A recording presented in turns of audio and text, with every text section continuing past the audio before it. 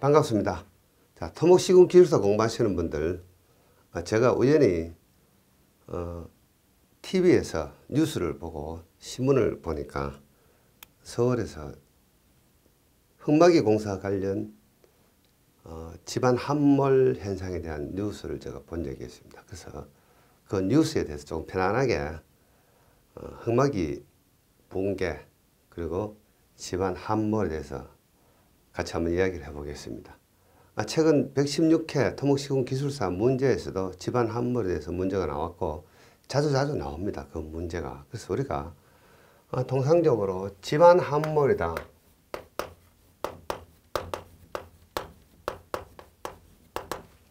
자, 이런 게 있는데 이걸 크게 나누어 보면은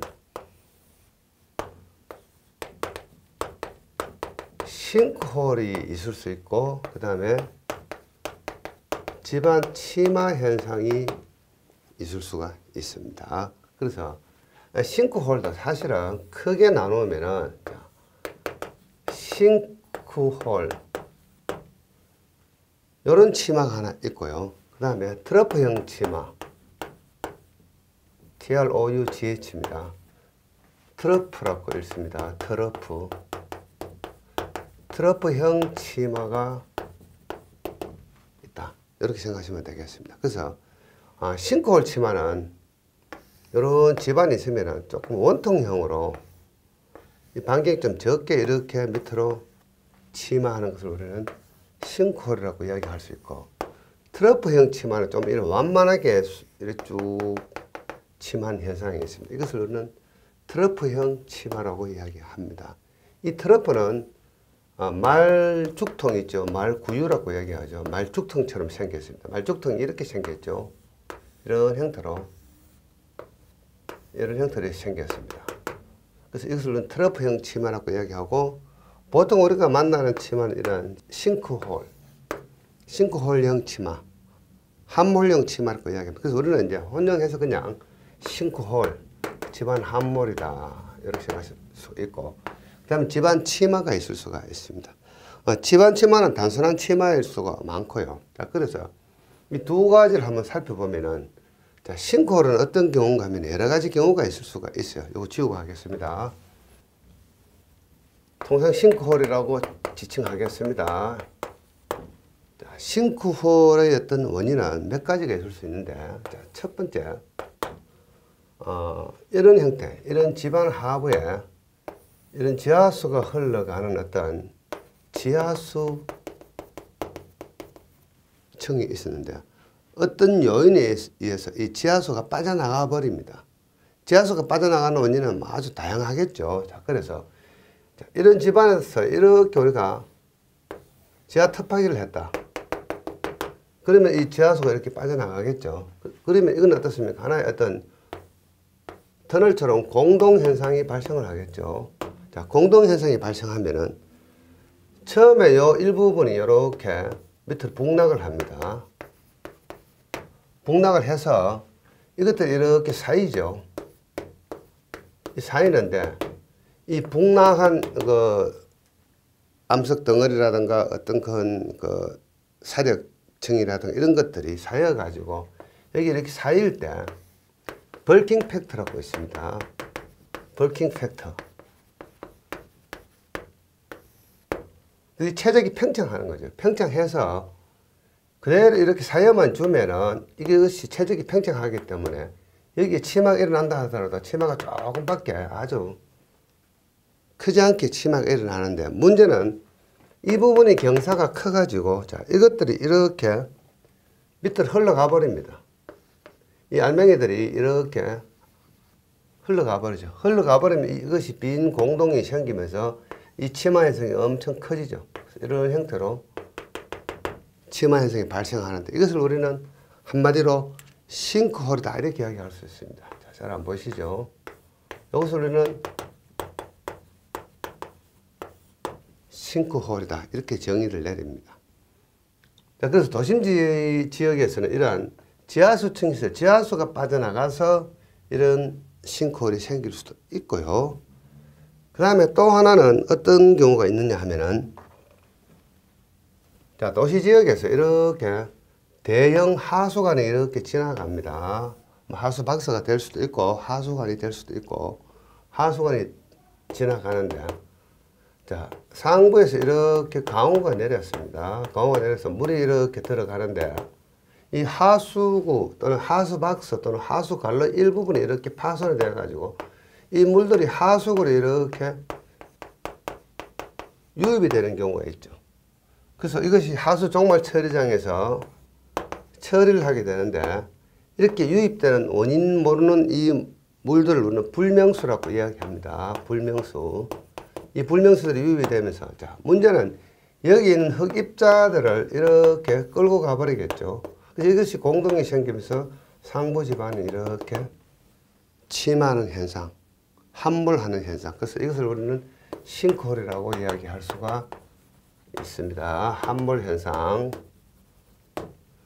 자, 이런 어떤 경우가 있을 수가 있고, 자, 그 다음에 탄강 지역에서 강원도 태백이나 삼척이나 문경, 가은, 가거의 탄강 또는 그 외의 어떤 광산 지역에서 이런 지역에 수많은 지하에 가거에 이렇게 석탄을 채굴한 이런 채굴적 동굴들이 있습니다. 채굴적이라고 이야기합니다. 그래서 이런 어떤 채굴적이 있을 때 이 채굴적이 채워지지 않고 그대로 이렇게 존재를 합니다. 이렇게 존재를 하는데, 이건 마찬가지로 빈 공동인데 당장에 무너지지는 않지만 시간이 지나면서 이 부분이 풍화되어 가지고 이렇게 떨어집니다. 이렇게 북락이 되면서 떨어지는데, 이것도 그대로 존재하면은 상부를 지지할 수 있는, 상부 지반을 지지할 수 있는 어떤 역할을 해줍니다. 왜냐하면은 벌킹 팩터라고 있어요. 조금 전에 말씀드렸죠. 벌킹 팩터. 최적 팽창하는 계수가 있는데, 이 최적이 팽창해서 상부 지반을 받쳐줄 수가 있는데, 이거 역시 이렇게 경사가 급하면 우리나라 탄광은 경사가 아주 급합니다. 그래서 이것들이 이렇게 흘러나가면서 이 부분이 공동이 생기면서 상부 지반에 이렇게 함몰이 생기는 현상. 이것도 우리는 싱크홀이라고 이야기합니다.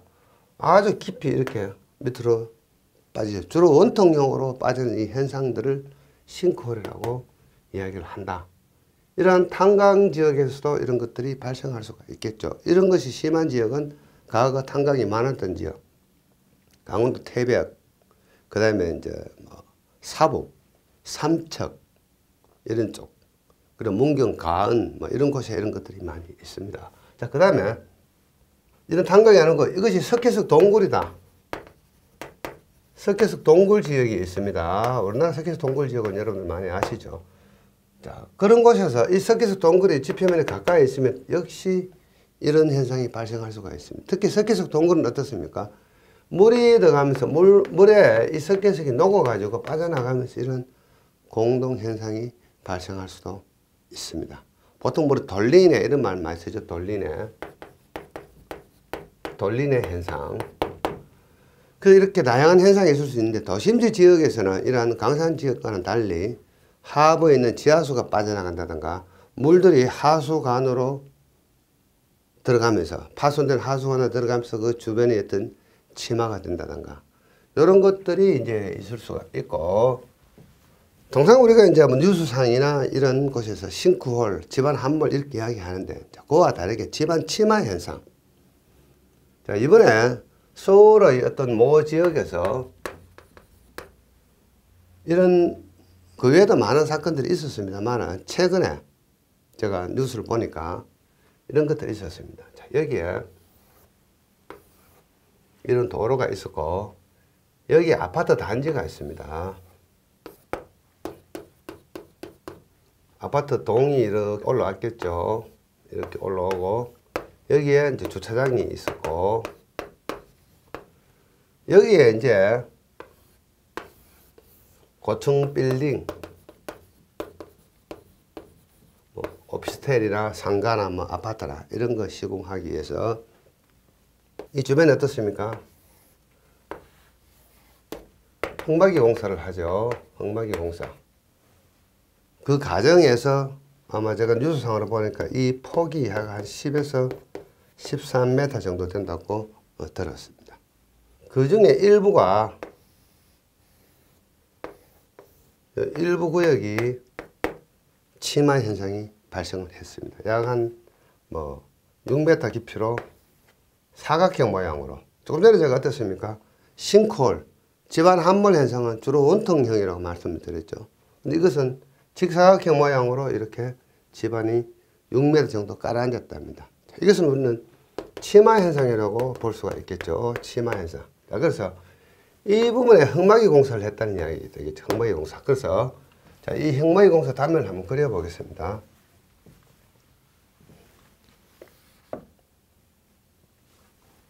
자, 이런 집안에 여기에 고층 아파트가 이렇게 있고요. 자, 여기에 주차장이 있었겠죠. 이게 이제 아파트 경계 펜스가 있을 거고, 이 부분이 도로이겠죠. 근데 여기에다가 이제 고층 건물을 하기 위해서 지하에 이렇게 터파기를 했다. 그래서 여기다가 이제 뭡니까? 흙막이 공사를 했겠죠.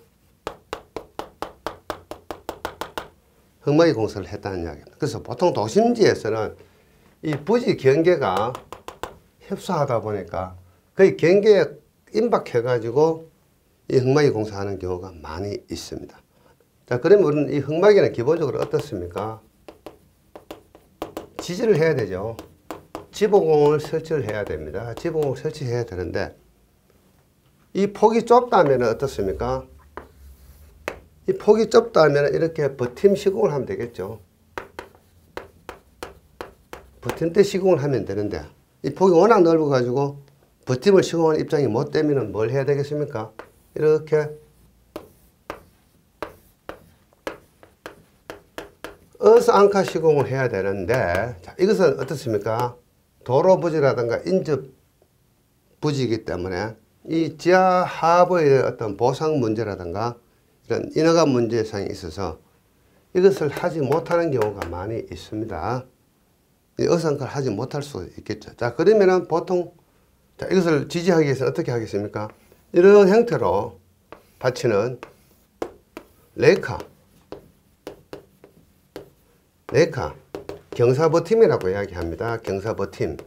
이 경사버팀을 시공하는 경우가 많이 있죠. 자, 그래서 이 현장에서는 어떤 버팀을 시공했는지 저는 뉴스상에서 상세히 나오지 않았기 때문에 모르겠습니다만은 아마 경사버팀을 했거나 아니면은 보상을 하고 허가를 받아서 어상걸 했거나 어떤 지지공을 했을 겁니다. 자, 그 다음에 이 토리백체도 마찬가지입니다. 자, 이 토리백체도 그냥 H8 방식, 엄지말뚝 방식 플러스 흙막이 판, 나무판을 붙이는 것이 될 수도 있겠죠. 자, 그러면 이것은 뭡니까? 개수성. 물이 계속해서 이렇게 들어올 수 있는 그런 흙막이 공사가 H8 토리백이고, 그 다음 우리가 많이 하는 게 CRP 하죠. CRP. 요거는 물을 막는 차수성이라고도 이야기하는데 사실은 물이 좀 들어옵니다. 요런 거. 그 다음에 뭡니까? 슬루리올. 돈은 좀 많이 들지만 좀 괜찮은 공법이죠. 슬루리올이 좀 안정적이고 물을 잘 막을 수 있는 차수성 토리백이죠. 보통 이제 H8 토리백을 하면은 이 주변에다가 뭘 합니까? 그라팅 작업을 해서 LW라든가 SGR이라든가 이런 것을 동원을 해서 차수 공사도 병행하게 되겠죠. 이런 다양한 공법으로 나름 안정적인 흙막이 공사를 한다고 했지만은 어떤 요인에 의해서 이 부분이 이런 형태로 침하가 발생을 했습니다. 자, 그래서 이와 관련된 문제는 아주 심심찮게 나오죠.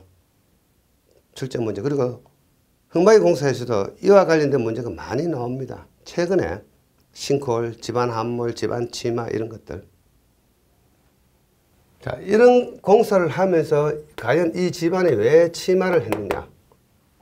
그것을 한번 생각해 볼 수가 있겠죠. 자, 물론 우리가 이 흙막이 공사를 하면은 이 벽체가 버팀 시공에 따라 가지고 벽체가 어떤 형태인지는 모르지만은 이런 형태로 이렇게 델타 V라는 어떤 변이가 당연히 좀 발생합니다. 그 변이를 최대한 줄이기 위해서 이러한 버팅공 시공을 하게 되고, 그래서 우리가 흑마기공사 설계할 때는 자, 이 변이에 대한 계산을 하게 되겠죠. 단계별 시공할 때마다 자, 이 변이량이 치마량이 얼마 정도 내려오는지, 그리고 이 영양거리, 치마 영양거리는 어디까지 가는지, 굴착 단계마다 이렇게 이 곡선들이 이렇게 계산이 됩니다. 치마량하고 치마 영양거리 계산이 되어 가지고, 자, 치마 영양거리 안에 주변에 어떤 건물이 있다면은 안정적인 어떤 대책을 강구해야 되겠죠.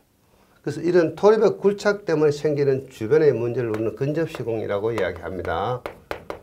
근접시공의 문제를 해결하면서 시공을 해야 됩니다.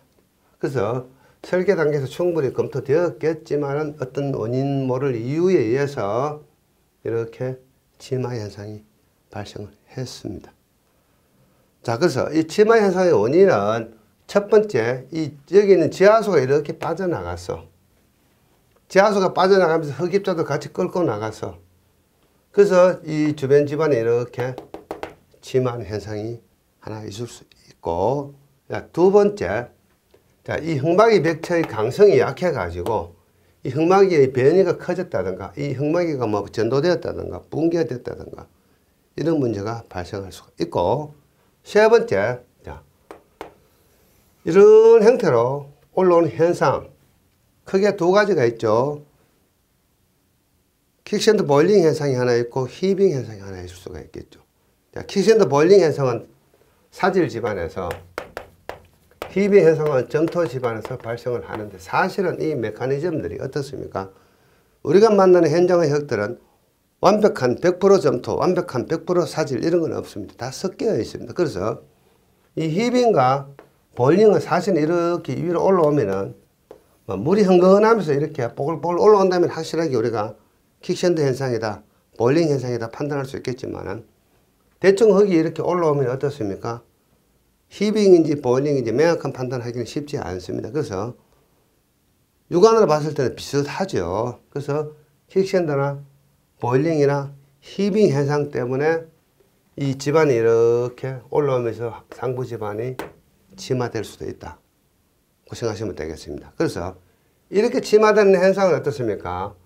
어느 정도 조금 침하되고 말 것 같은데, 깊이 약 6m 정도 침하가 되었다, 이야기는 제가 그 뉴스상으로 봤을 때는 이 토르벽이 뭐 붕괴됐다고 이야기하는데 붕괴된 수준은 아닌 것 같고요. 자, 이 흙막이 벽체가 변이가 심하면은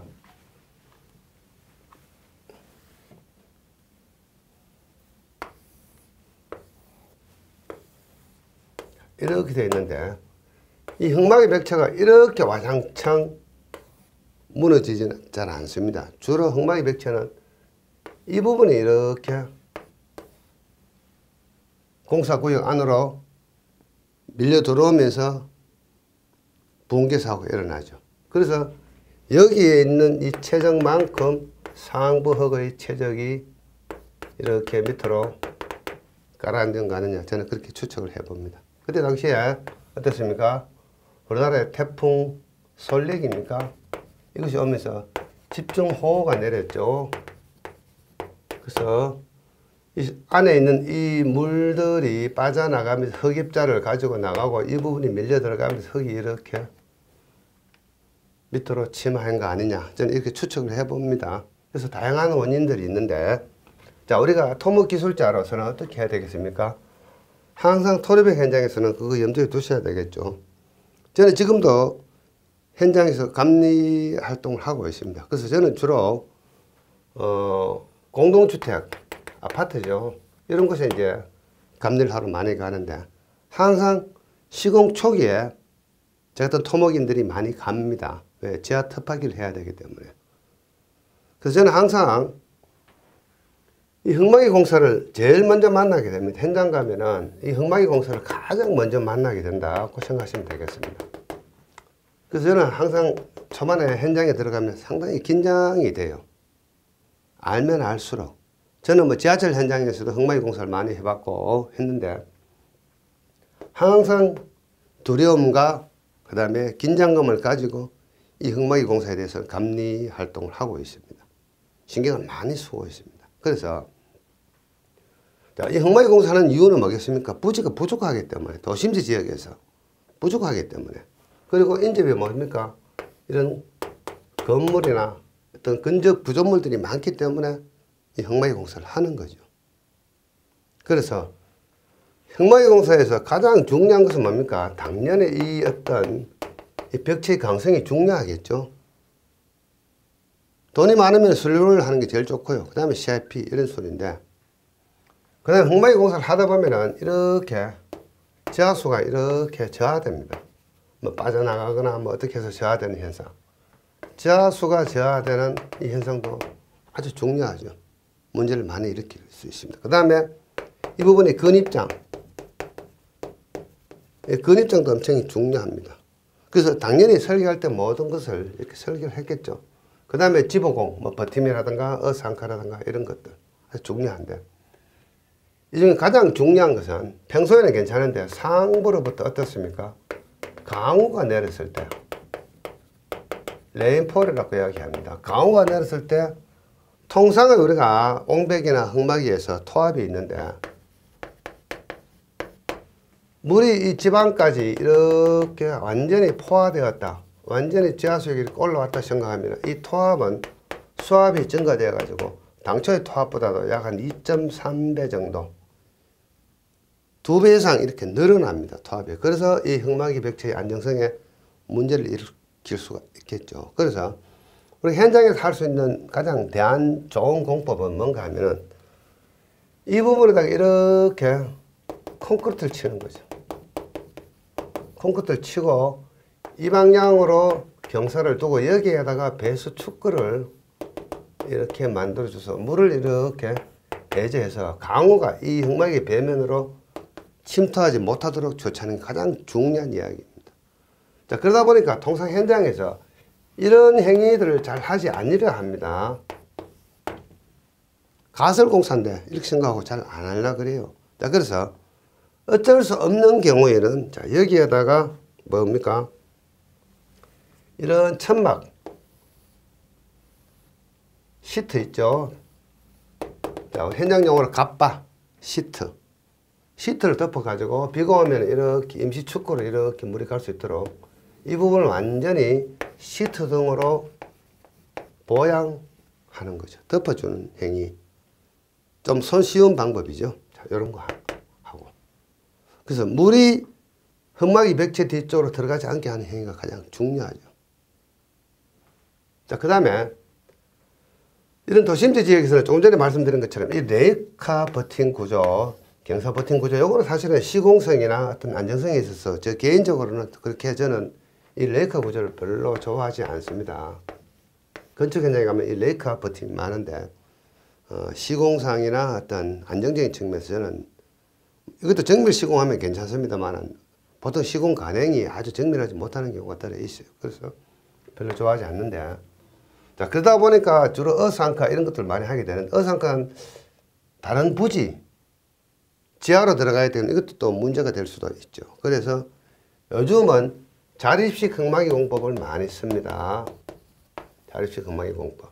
자, 저희 현장에서는 자립식 흙막이 공법이 RSR 공법하고 RSW라는 공법을 도입을 해서 저는 지금 시공을 하고 감리를 하고 있습니다. 제가 여러분들에게 나중에 사진을 한번 보여드리겠습니다.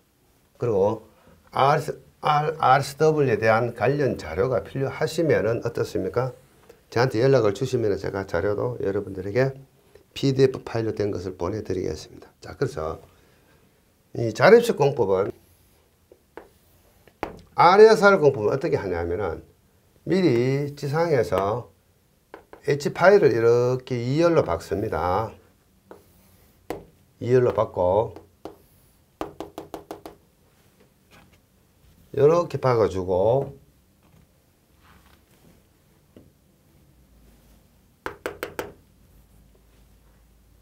자, 여기에 H빔으로 해서 연결빔을 설치를 하고요. 여기에다가 강선을 이렇게 설치합니다. 강선. 자, 이 부분은 당연히 원지반 그대로 있겠죠. 원지반. 여기 통상 현장 여건마다 다릅니다만 약 한 2.5m에서 3m 정도 이렇게 둡니다. 그래서 이렇게 가죠. H8 이렇게 들어가죠.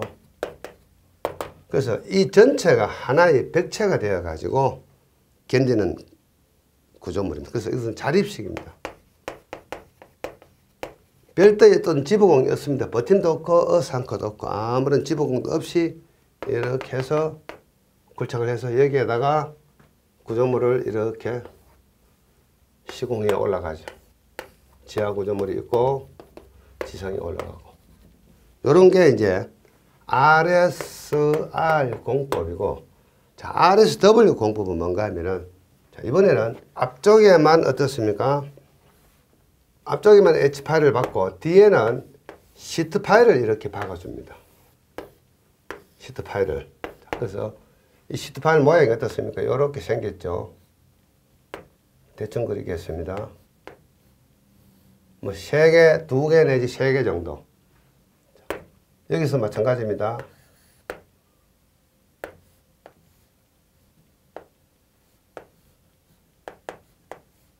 이런 식으로. 여기 시트 파일이죠. 이렇게. 그래서 일정 간격마다 시트 파일을 이렇게 가로 방향으로 박아주죠. 그러면은 이 전체가 어떻습니까? 이 전체가 하나의 어떤 벽체가 되죠. 그래서 이 전체 모덕의 어떤 강성을 활용을 해서 여기 마찬가지로 이렇게 지하 탑박이 해서 구조물을 이렇게 시공하는 공법. 이것을 우리는 RSW라고 이야기합니다. 그 외에 각종 자립식 공법이 많이 있는데, 여러분 시간 나시면은 인터넷 들어가셔가지고 이런 자립식 공법을 한번 찾아보십시오. 자, 이런 거 하면 어떻습니까? 상당히 벽체 강성이 좋기 때문에 이 흙막이 벽체가 무너진다든가 이런 상황이 상당히 줄어듭니다. 그래서 저희 현장에서는 이러한 RSW 공법하고 RSR 공법을 병행해서 시공하고 지금도 시공하고 있습니다. 제가 요거 제가 찍어놓은 사진이 있으니까 여러분들 한번 보여드리겠습니다. 제가 이 동영상 편집하면서 넣어드리겠습니다. 여러분들 한번 볼 수 있도록 해드릴 테니까 한번 보시기 바랍니다. 아니면 인터넷 등에 들어가시면 이런 공법들, 특허 공법들이죠. 특허 낸 회사들의 어떤 소개 책자를 보시면 여러분들 이런 자료들을 보실 수가 있습니다. 그래서 이러한 안정적인 자립식 공법을 동원해도 되겠죠. 물론 이제 그런 집안 침하 현상이 일어나지 않도록 최선을 다해서 시공하고 감리하고 우리 기술자들이 하지만은 저렇게 어쩔 수 없이 사고가 날 수도 있습니다. 그래서 항상 여러분들 흙막이 공사할 때는 저런 흙막이의 어떤 변형이나 변이나 붕괴 사고 때문에 인적 구조물의 침하 현상이 일어나지 않도록 최선을 다해서 관리하셔야 됩니다. 그래서 앞으로 토목 시공 기술에서 가장 관심사는 뭔가 하면은 우리가 시공하는 구역 밖의 어떤 근접 시공의 문제, 이런 거 신경을 많이 쓰셔야 되고, 그 다음에 그와 관련된 문제들이 많이 토목 시공 기술사에서 출제되고 있습니다. 그래서 제가 우연히 뉴스를 듣고 신문을 보고 생각이 나서 여러분들에게 간단하게 소개하는 겁니다. 이와 관련된 많은 내용들은 뭐 제가 강의하는 에센스 이론과 공법 안에 흙막이 편에 제가 상세한 강의를 합니다만은 이거는 그냥 우리가 재미삼아 여러분들 한번 관심을 가질 수 있도록 제가 소개한다고 생각하시면 되겠습니다. 혹시 이와 관련된 자료가 필요하거나 좀 더 많은 내용을 여러분들이 알고 싶으면은 제가 아마 많이는 모릅니다만 제가 가진 자료들이 들어 있으니까 여러분들이 저에게 전화를 주시면 되겠습니다. 자, 제 전화번호는